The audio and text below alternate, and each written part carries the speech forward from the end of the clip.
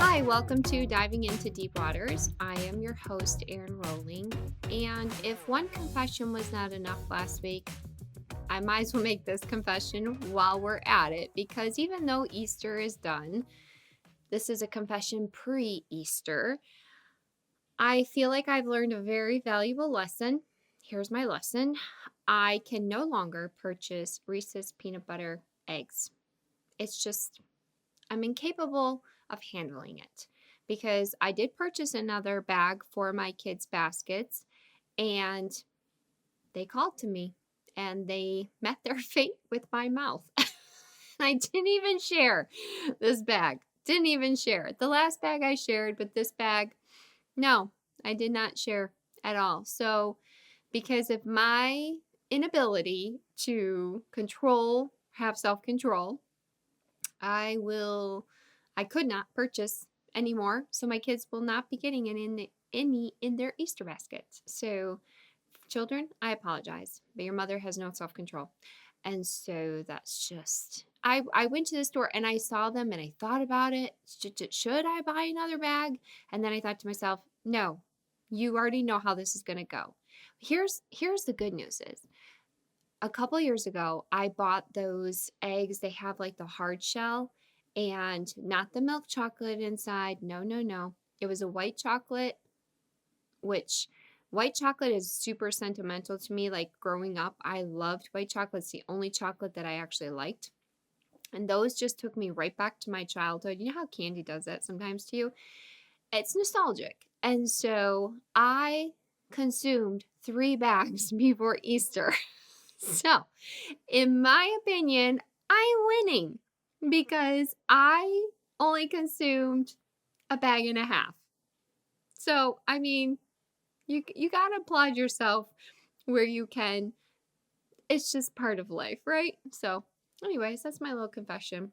I also want to say, actually, I'm recording this early, so it's a Friday. It's actually Good Friday that I'm recording this, but you're going to get it a week later. My kids have been home for a week. Need I say more? To those parents whose kids have been home. You love them, okay? Don't get me wrong. Don't get like, oh, you're one of those parents who doesn't like your kids home. That is not what we said. When we say that we are struggling, it's not code for I don't want my kids home. No, we do. We love them.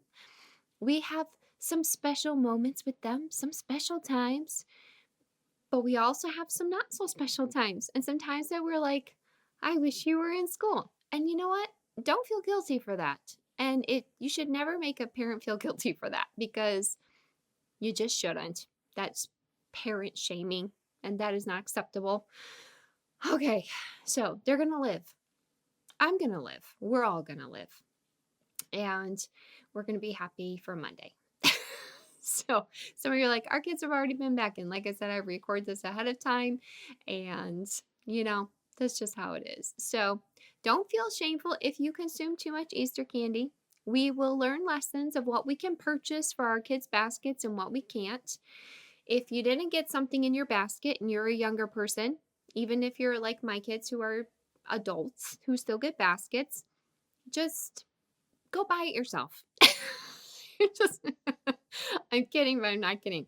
We know what we can handle. We know what we can't. And, that's what happens. All right. So now that we've had confession time on 2 things, I didn't even think about telling you about my kids, but here we are. And there you go. I want to get into this week's topic for this podcast. And I I don't know how many weeks ago it was. I guess I should have looked that up, but I didn't. Actually, not just weeks ago, it was a couple months ago. I did a podcast called A Lie Exposed. And if you haven't listened to that one, I would recommend that you go listen to that one before you listen to this one because this one may not it'll make sense, but it'll make more sense if you listen to that podcast. And just to give you just a little, I guess, recap on it, I guess just to maybe whet your appetite to go listen to it. Basically, that podcast is about a friend. I put that in quotation marks. that had been lying to us for many years. And her lie was that her daughter had epilepsy. And because of the epilepsy, her heart was failing and she was going to need a heart transplant. And on top of that, it was so severe that she was given about a year to live. So that was what had been told to us. We bought into it hook, line, and sinker. And that podcast, A Lie Exposed, is basically about how we found out that that was not true. We had believed a lie for quite some time. So, bringing things up to date to where we are now, because we started the whole, investigation and trial process and all of that stuff. We had the final trial a few weeks ago. And I'll be honest with you, because people are like, are you going to do a podcast about that? And it was a lot to take in. I think I needed to kind of process it. I think the Lord needed to work on some stuff in my heart, because my first response after that hearing was actually, it was her sentencing, was basically to be like, I'm going to do a podcast, and it's going to kind of be like a spin-off podcast. It's not going to be diving into deep waters podcast, but it's going to, like, I had a name picked out. I had it all figured out. I had a cover photo in my head, and I'm not a graphics person, but I shared it with Kara, who is a graphics person. She's like, yeah. And we were on board, and I was thinking, like, I was having a hard time sleeping because I was like digesting everything, and like, I got to get all my facts, and which I kind of like the investigation portion of things. I actually, when this all got exposed, I kind of went into investigation mode of like finding out if things were true, if phone calls and letters and all of this stuff, if it was what was true, what was not true, kind of thing. And I'm not going to lie, I kind of enjoy that. And so that's kind of the headspace that I was in coming out of her sentencing, was like, yeah, come on, we're gonna expose this even more. And I love true crime podcasts. I love investigative reportive podcasts, as you all know. And so the thought of like hosting one and doing one was getting me pretty excited. I'm not gonna lie. And as I thought about that, like going through the details of like, because there's more to the story than just what I talked about in that podcast. Like, she had gone through a whole thing where she told us she was basically dying and she had a couple months to live. And then she had this whole miracle that happened. And I guess, looking back, sometimes you're like, we went through all that with her. Then we went through all this stuff with her daughter. Maybe we should have picked up on the fact that that wasn't true. And you know what? I'm going to give myself a pass because I really wasn't into true crime. There we go. Podcasts at the time. And, maybe I would have been a little bit more intuitive if I had been listening to those. I don't know, because, you hear people say all the time on there, like, I never thought this would happen to me, or this would never happen in my town. And it's true. You really do think that. I think oftentimes we hear these crazy stories that happen, and we think, oh, I would have picked up on that. And even through this whole situation, people have said, I kind of knew. And I'm like, kind of thinking and knowing are two different things. But yeah, so I have this massive story that I feel like I could do a pretty good job on this podcast. I'm not gonna lie. But my husband, I'm just gonna, some of you are like getting excited thinking about this podcast, and you're like, yes, let's do it. Blame Paul. He's like, wait, what? We're just gonna put the blame on him. Because he did, have some hesitation about it. And he kind of was like, honey, I don't know if this.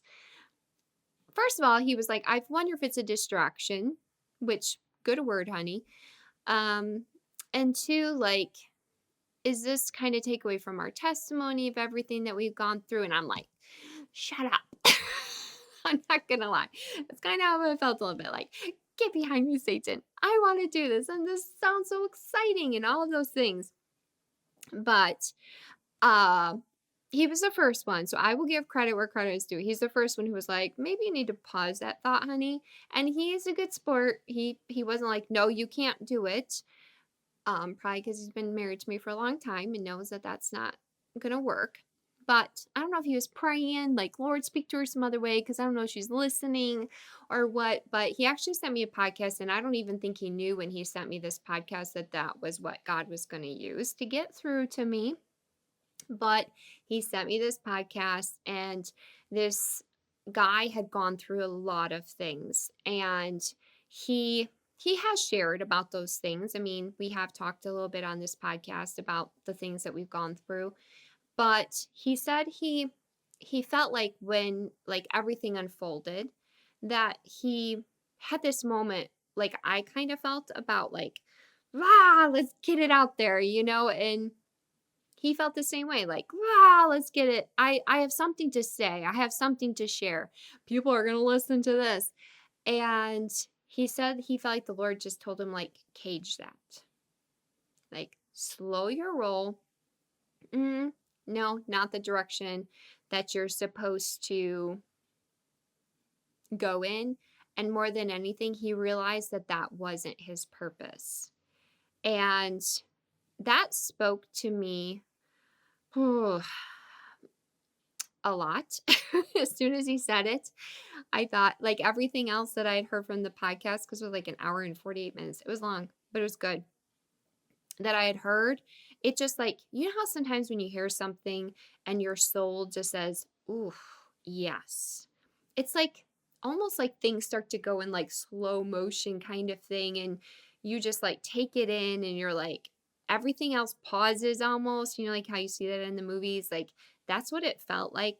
Like I knew God was speaking to me through this podcast of like, slow your roll, Aaron, cage all of this for right now. Probably forever. I'm probably not going to get to do the podcast, you guys, but it's okay. And then part of me was like, I knew that I was hearing from God, but I am not always obedient. And not that I would say I wasn't being obedient, maybe, but like through this whole process, I've just felt this need for justice.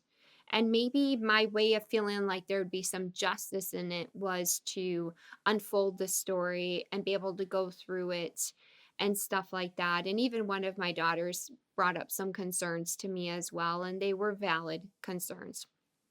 So, but I don't know, there was still this like, I don't know, rise of justice. And I'm sure you have felt that like when situations have happened, someone's committed a crime or whatever it is, it's like we want to see that justice.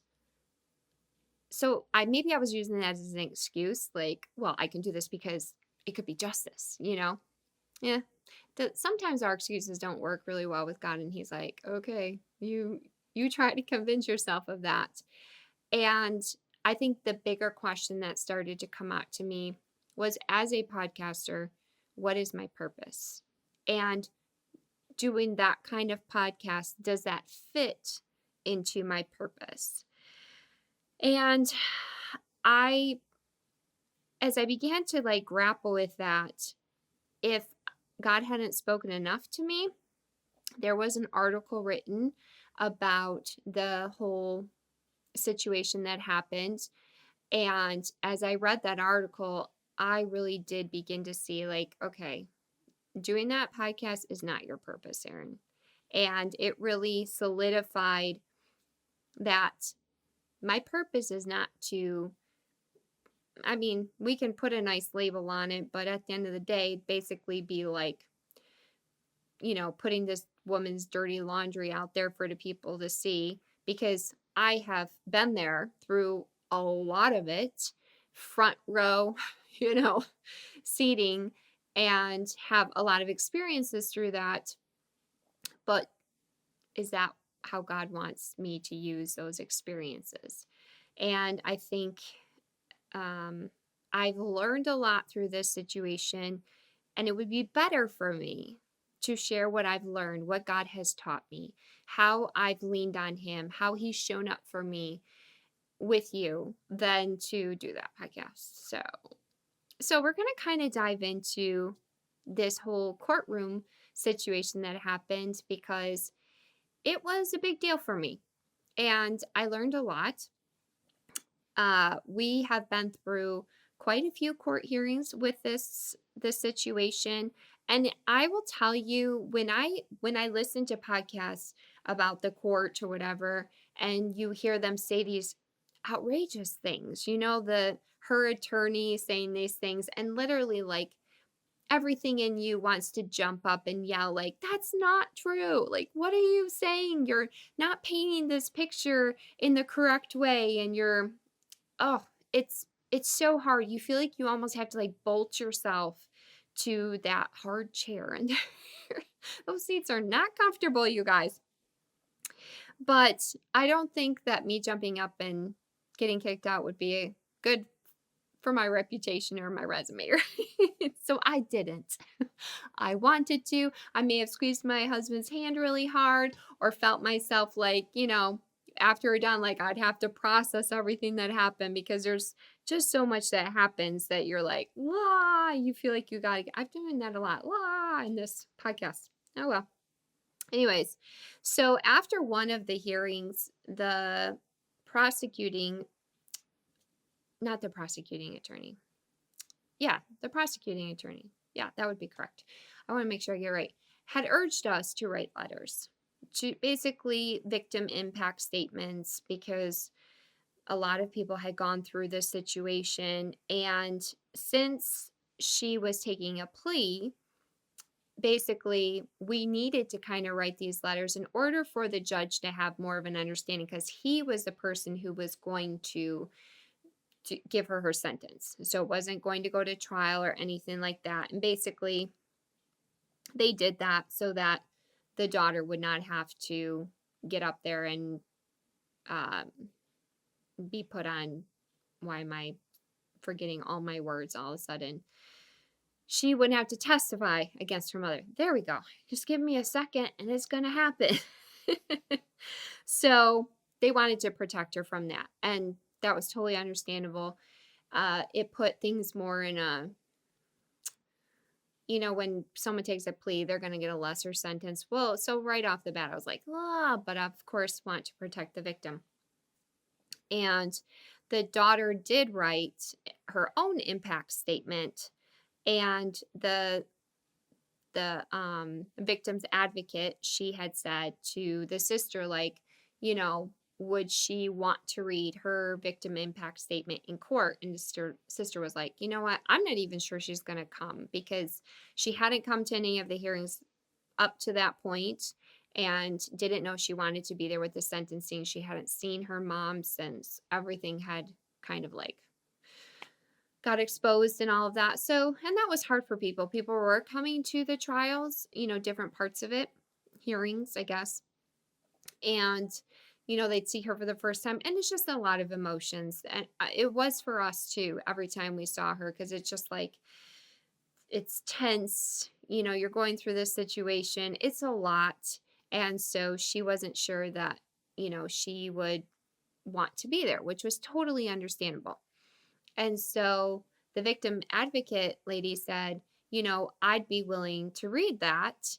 And I was standing there and I was like, you know what? This needs to be somebody who knows this victim, who understands the situation. And so I, with my big mouth, you guys, am like, I'm willing to read it. I just blurted out, like, I'm willing to read it. I don't think I thought about it. Maybe it's good that I didn't think about it. And the sister looked at me. She said, I think she would want you to read it. I'll double check with her, but I think that would be the best decision. So we all started getting our letters put together. My husband wrote his. Of course, he wrote his like the next day. And he kept saying, when are you going to write your letter? When are you going to write your letter? And it was a lot to process. I mean, I remember sitting down at the computer and like thinking to myself, where do you begin? Where do you start with this? And having to kind of pray through that of like, what do I write? What do I not write? How do you take, how it's hard to sometimes take your emotions and put them onto paper. Like sometimes you feel like you can't do justice. Like I can talk my emotions, but writing my emotions, I don't know how good I am at that. And so it was a lot to process. And I of course, I'm the kind of person who needs complete quietness when I do things. My husband's watching this right now. He said to me, I'm going to tell him what you said, Paul. As I was getting this podcast ready, and my kids were yelling and screaming, like yelling and screaming at each other. In the other room, he comes in the room, he tries to ask me a question, and I'm like, can you stop? I don't think I said please, so I won't say I said that, honey. And he goes, can you be a nice podcaster? He said it, you guys. You know you said it, Paul. And I said, Paul. And he's like, you're just like, no sound, no, nothing. And I said, my thing is, I do get distracted so easily. You saw how I was on the last podcast, if you watched the video, when the cats were running through the house. It's just hard for me to stay focused. So when I'm writing this statement to a judge, I need complete quiet. So everyone was gone and I was able to focus. I am a nice podcaster, Paul. Take that back. Anyways, so I wrote mine, he wrote his, and then I received the victim's impact statement. And it was 4 pages long. So there was a lot in there. And I don't know if I was fully prepared to take in everything she had written. I know the story. I knew most of what she went through. There were some parts I didn't know. But it was a lot to take in, and I sat at my computer like looking at it, and then it just like I was like, I don't think you knew what you were signing up for. And I don't mean that in a negative way. I think just the weight of everything, it kind of hit me like, whoa, you're do you realize what you're doing? And even someone said to me like, wow, you're going to read the letter? That's massive. And I was like, oh yeah, it is kind of massive, isn't it? Not that I was taking it lightly, but as people were saying things like that to me, I was like, ooh, okay, yeah. And so that's why I did sit down for a couple hours just to kind of digest everything that she said. And there was one line in there that specifically got to me, and it read, she wrote this: I believe because of everything she has put not just me, but others through, she should receive the maximum time. I literally just sat back in my chair inside this massive sigh because the weight of those words, what just like, it was just like smacked me in the face. And I thought, you're reading this tomorrow in front of a judge, in front of a courtroom, on behalf of this victim. Like, girl, I don't know. And then, that night, because when I'm like have something big going on, it's hard for me to sleep that night, even if it's like a service, like a big service or something, I don't know, exciting even is happening. Like it's hard for me to sleep and my mind goes, goes, goes, goes.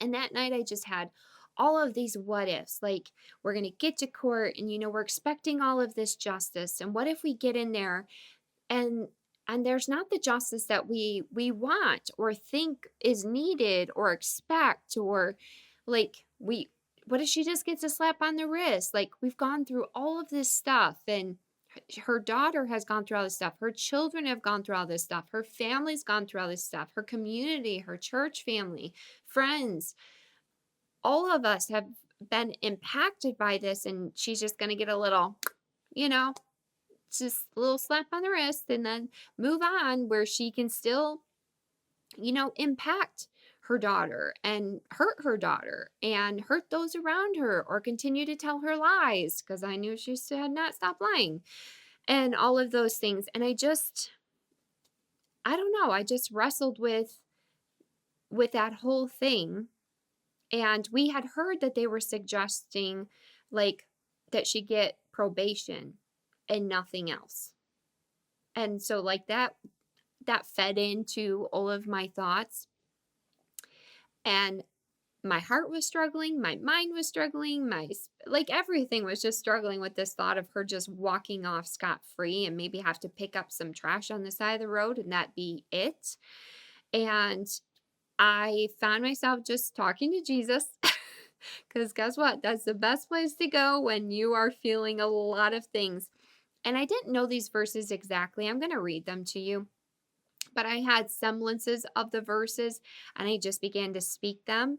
And as I was meditating on them, I just felt a tremendous amount of peace come over me. And one was Ecclesiastes 3:17. It says, God will bring into judgment both the righteous and the wicked, but there will be a time for every activity, a time to judge every deed.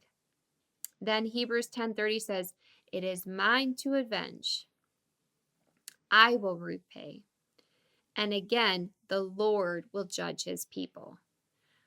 So as I was like meditating on those things, I thought, okay,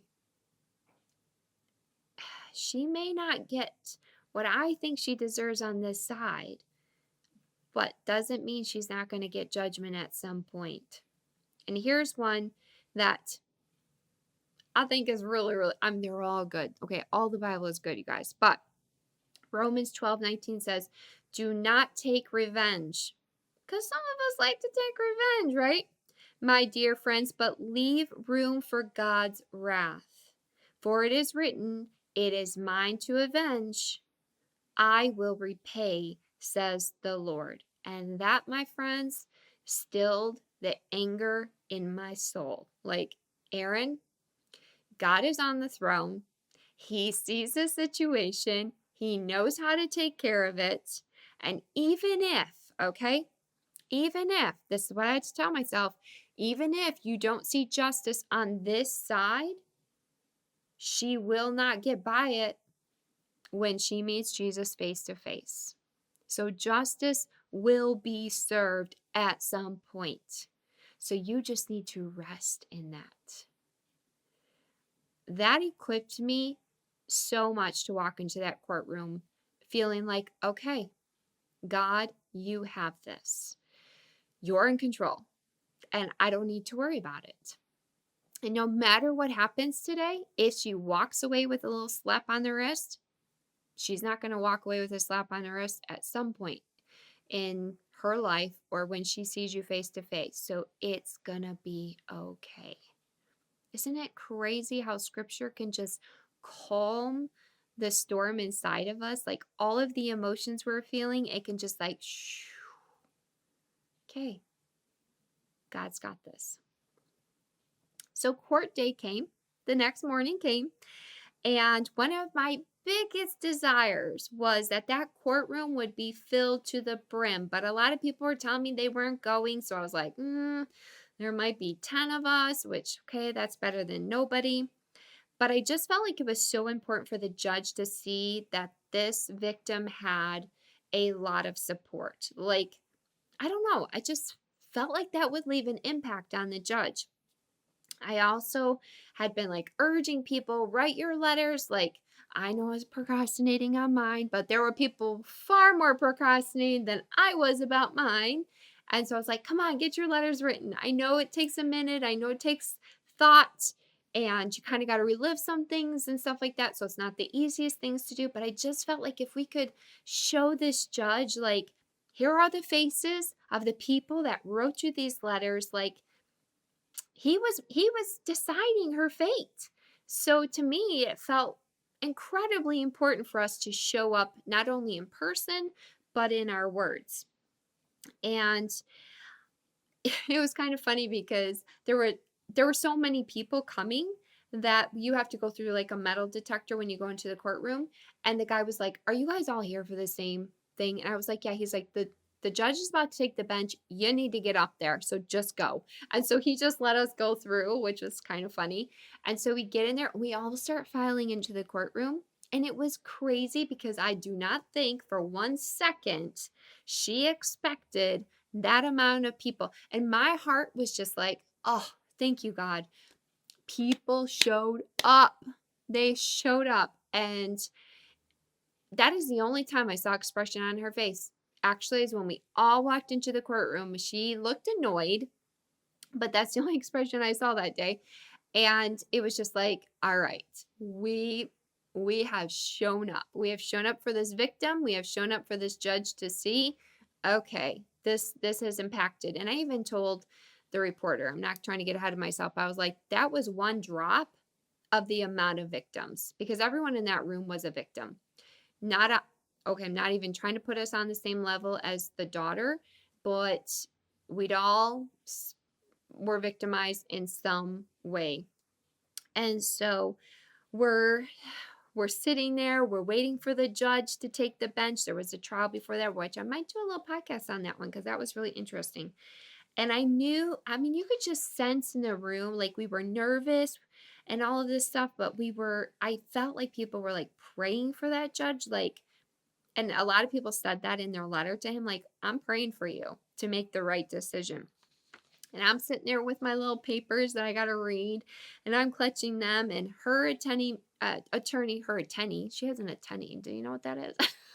Her attorney makes a statement and about her probably having Munchausen by proxy, which is basically like a mental illness of like when a person gets attention for like seeking medical help for, their made up symptoms for their child.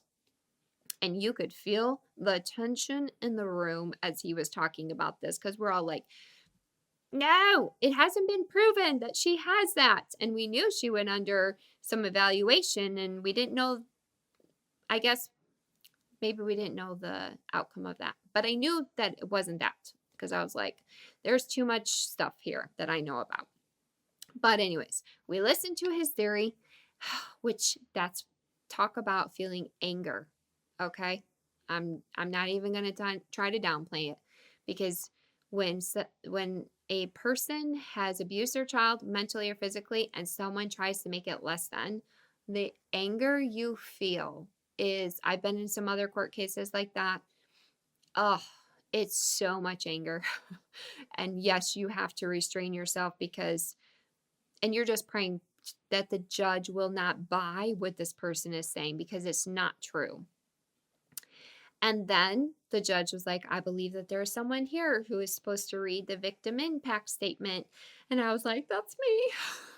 And so I get up, I go before the judge, and I'm standing there, and he asked me for my name and how I know the victim. I remembered my name, but I didn't remember how I knew the victim. You're like, what? Guys, I've never been in this situation before. I probably would, if you would have said, are you married? I'd be like, huh? What? No, I'm just kidding. I just was like, we're her pastors. Because it's just like, how do you explain that? Like it's too complicated. Okay. That's why I couldn't think of it because it's too complicated. We're going to go with that. And I stumbled for a second, but then he told me to proceed. And I stopped. Even Abby said, Mom, you just took this huge breath. And I did. I just took this huge breath. And then I began to read and I felt shaky at first. And I felt like I could just start bawling. And I thought to myself, no, Aaron, not right now. You cannot cry right now. You have a purpose right now. You have something you need to read and you need to speak with clarity, with precision. You need to be all in this. You need to speak with boldness. Your voice cannot be shaky. And it's kind of funny because the victim advocate lady said, oh, I have these worry stones. Do you want one so you can have it in your finger when you read it? And I said, no, that's okay. I have Jesus. And I did. I can honestly say that. I tapped into Jesus and he came through. I felt like I stood up straight and I was like, and even though I could see her out of the corner of my eye, I was like, no, I want you to hear what your daughter has to say. And this is a moment that I cannot fall apart. It is a moment that I need to be bold and speak well and deliver this letter because this is super important. And even at one point, it was hard because the victim began to sob at one part of the letter. And that broke my heart. And I was just like, okay, keep it together. You have a purpose right now. And so I I did. I I read it and I spoke every word that was on that paper that her child had written to her. And I can honestly say that is one of the hardest things I have ever done in my life. And at the same time, it's probably one of the greatest honors that I've ever had to speak for a victim. I have a passion for that. And so to be trusted to do that was a great honor. And it's it's hard to put it into words, honestly.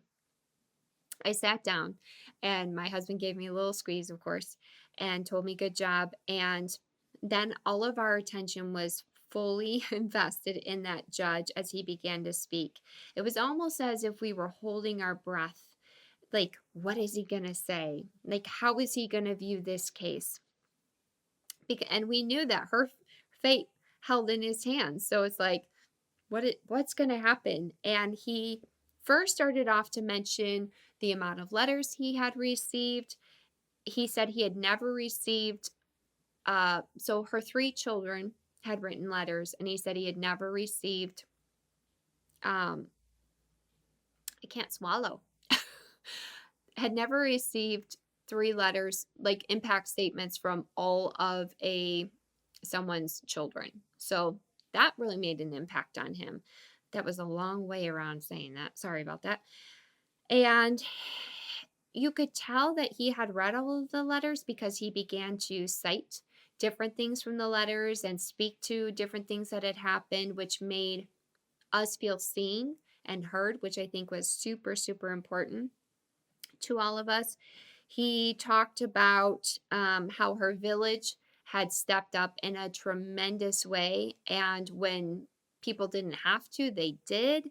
He spoke to the fact that he said, these kinds of things don't happen in your own backyard. And this is like something you see on TV, which we're all like, yes, it is. He spoke to the fact that he was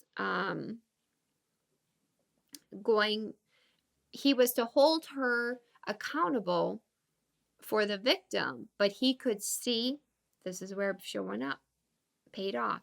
He could see through the letters, through people showing up, that there was a ripple effect that touched many victims. There were many victims involved in this. And even though this was about her, he could definitely see that it affected many of us, which I think spoke to a lot of us in the room and kind of gave us all that validation that yes, we were all victims in there. I think we needed that. He told her she had destroyed her child's childhood, something that she could never restore or get again, which is true. Once your childhood is gone, it's gone. And she had taken that way away from her. And after he had spoken all of these things, he asked her if she wanted to say something. I think we also waited with bated breath in that moment. And she said no.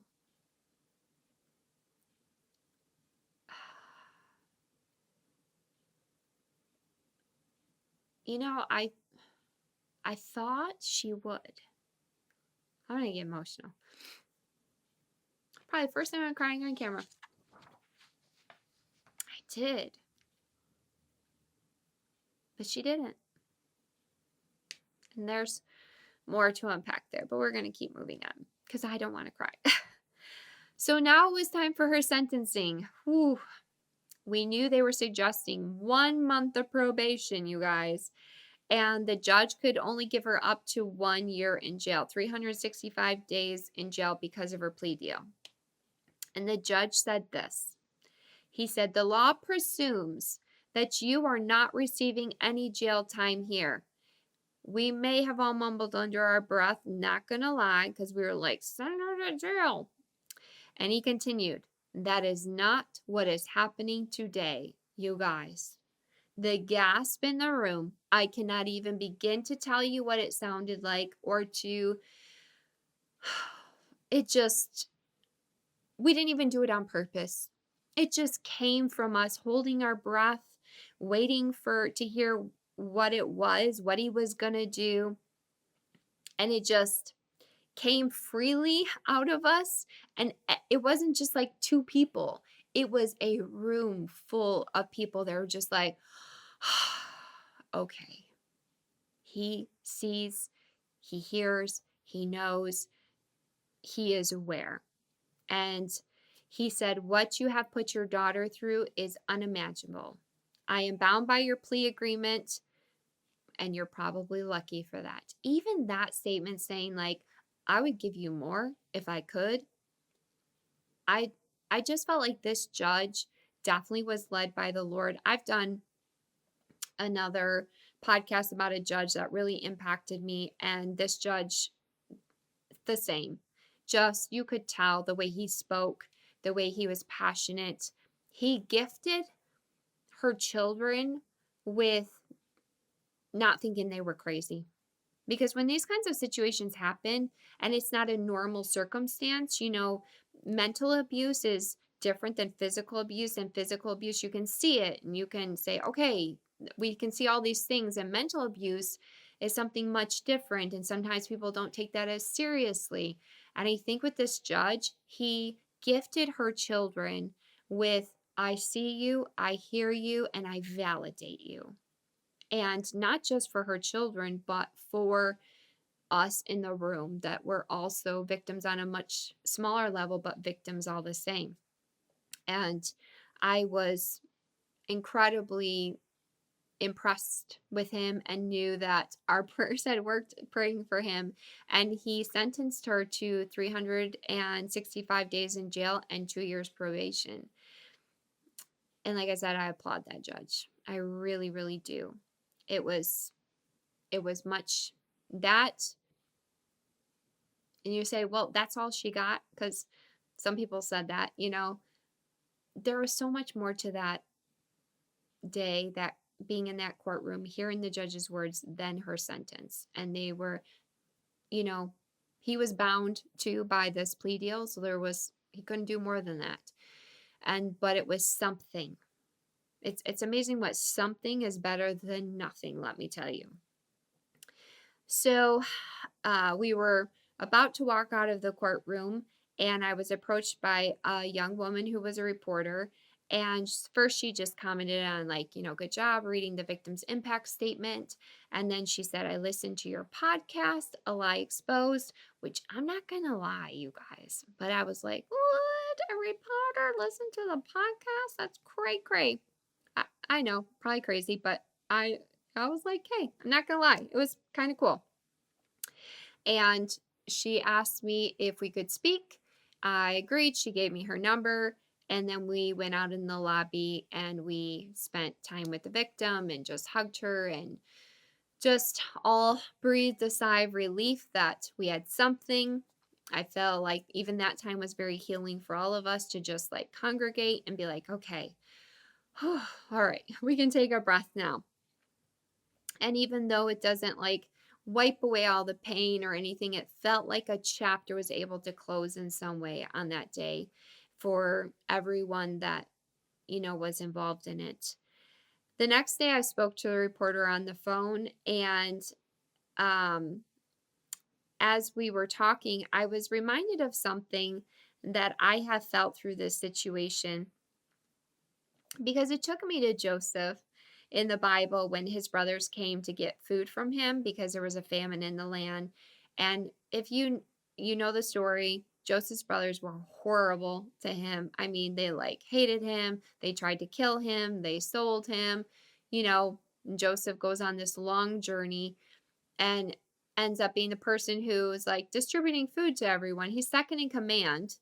And so, I mean, he went from being in a well to being second in command. I don't think his brothers banked on that happening.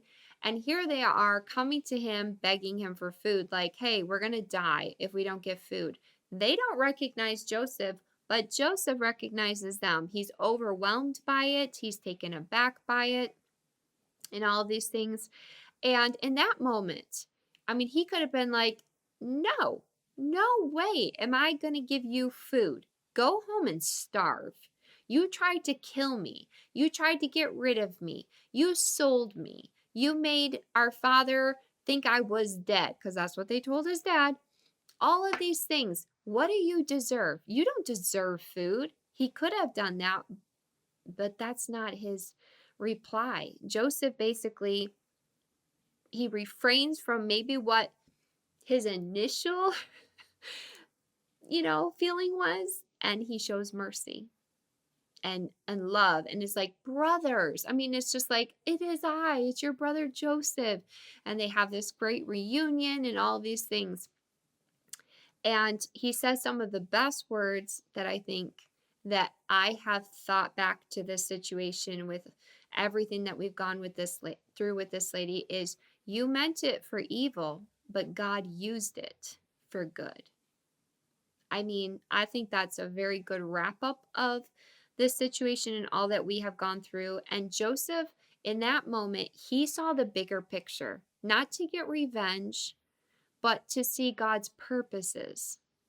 Joseph's purpose was to save his brothers, despite the fact that they had tried to get rid of him. He didn't go with his own feelings. Notice that. When the article came out, I was a little nervous to read it because I talked to her on the phone. I was like, you overthink yourself. Like, did I say that? Did I say this? Did I represent our community well? Did I represent our church well? There's a lot of feelings when you talk to a reporter. But as I opened it and I read it, I was reminded of my purpose. And my purpose is to be like Jesus. That if I'm being honest, that's not in my nature. I want revenge. I want to spill the tea. I want to do that podcast. My words are weird today. Podcast. I want to put out the nitty gritty. Like, let's air the dirty laundry. Come on. We got something here. And here's the thing. We do have something here. But is that my purpose? Is that being like Jesus?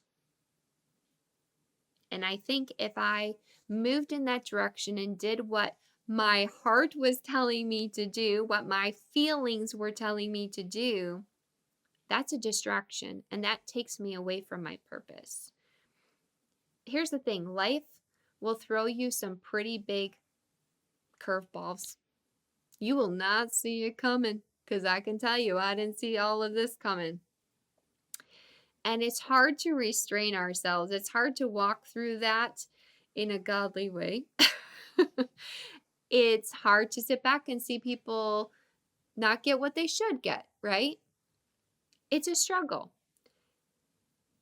Here's what I've learned. First of all, it's okay to take those feelings to Jesus. Take them. Share your struggle. Share your frustration. Share your anger. Share it all. I did, and I'm so thankful that I did, because his word, that's why I say read your Bible, his word reminds us, like, no, this is what I'm going to tell you. I got this, Aaron. I've got this under control. You don't need to do anything. Not always something we like to hear. I want to be like Joseph and handle things the way he did. Instead of having revenge, instead of being like, let me tell everyone in this room all these things that are happening. Do you know these people are trying to get food from me? And let me tell you what they did to me. No, he didn't do any of that. And if anybody could have, it could have been Joseph. And yet that is not his response. I'm sure he had some emotions. It says like he had to leave the room because he was so overcome with emotion. He had emotions about it, but he gathered himself together. He caged maybe what his initial thought was. I don't know if he was like, I'm going to get him. I don't know. But he caged him, and he went out there and he showed grace and kindness and mercy. It's so easy. If we're led by our emotions, we're probably not going to do things the way we should. And if I was led by emotions, there would be a podcast coming soon. And some of you are disappointed. I know, I feel it. But I don't want to be led by my emotions. I want to be led by what Jesus would want me to do. I want to be led by what my purpose is, never losing sight of that, not allowing things to be a distraction, but saying, what is my purpose? How does God want me to handle this? And that is what I am after. I the article was so well written. I was so impressed. I had nothing to be nervous about when I read it. And there was something there that happened that I didn't expect. We began to get an outpouring of love, of messages, or people talking to us in our community saying, like, you guys have handled this really well. We're impressed of how you've handled it. You've represented our community well, or our church well, or all of those things. Even today, I was talking to a lady. She said, I read that article and I just want you to know you represented Jesus very well. And that's what we're after. Even the reporter, this got me, thanked me for helping restore her faith, a part of her faith. That's impactful. Sometimes we can have everything, all the goods on someone. We could be blah, blah, blah, blah, blah. But is that our purpose? Is it a distraction from our purpose? This is something I'm walking through. I never want to lose sight of my purpose as a podcaster, as a pastor, as a person. So don't lose sight of what your purpose is, because we all have a purpose, and let's not get distracted. And even when people do things against you or wrong you, look at Joseph, because he's a pretty good example. I love you guys.